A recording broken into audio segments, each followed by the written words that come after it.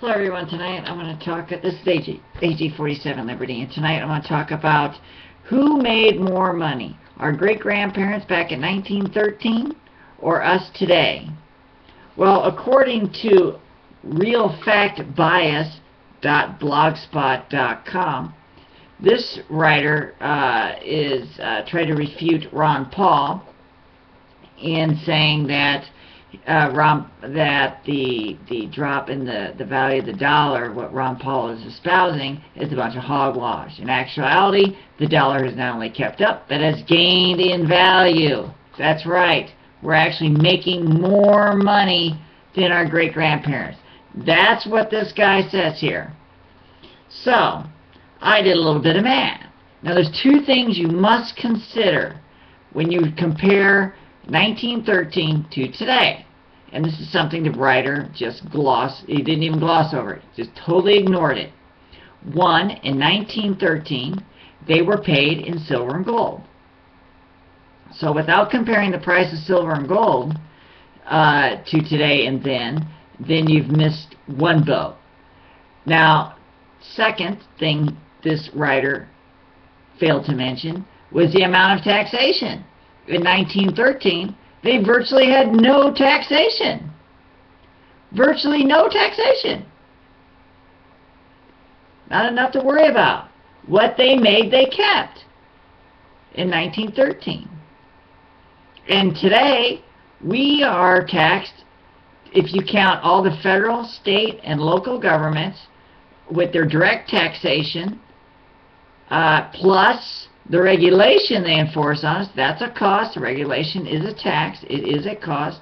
It totals up to 61% of our pay. Okay. Now, let me compare it. Let me tell you. So I used a little measure. I measured everything against gold and taxation to see who made more, who is richer, our great-grandparents or us. Now, again, remember, in 1913, they were paid in gold. So, I took 700, in 1913, our great-grandparents, on average, made $740. That's per household, $740. You divide that by 20. Why? Because an ounce of gold was a $20 gold piece. And I came up with 37 gold pieces, or 37 ounces of gold. So I took the 37 ounces of gold and I multiplied it by $1,550 because that's the price of gold today. I came up with a total of $57,350. That's what we should be making today if we had kept up with the earning power of our great-grandparents.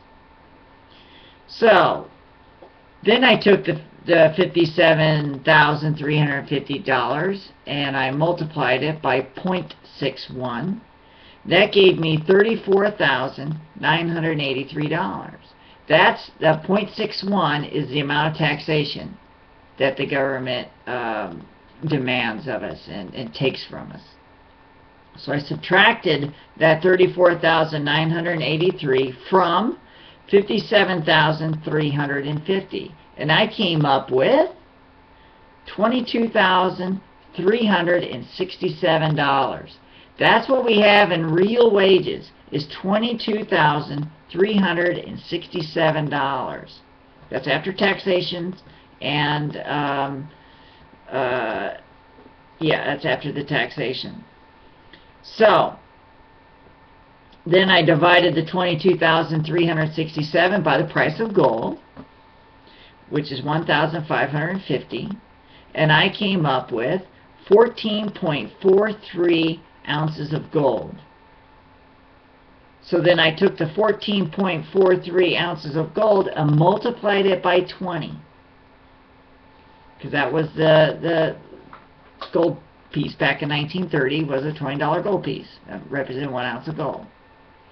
And I came up with $288.60. That's what the households of today are making in 1913 dollars. $288.60. as it is compared to gold.